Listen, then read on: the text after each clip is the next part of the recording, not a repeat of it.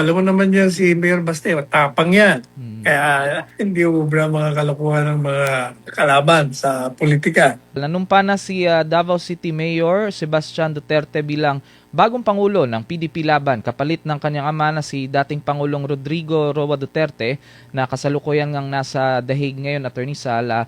Pinangunahan naman ang oath-taking ni Alfonso Cusi kasama ng ilang opisyal ng partido.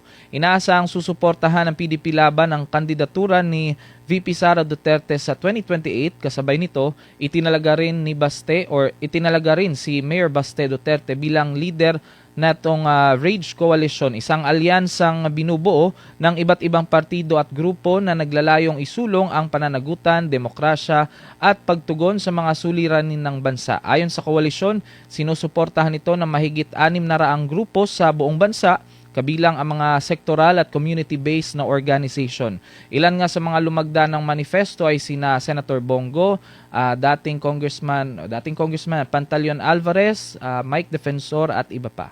Sa tingin ng Attorney San, makakatulong ba itong bagong pamumuno ngayon ni Mayor Baste sa PDP Laban?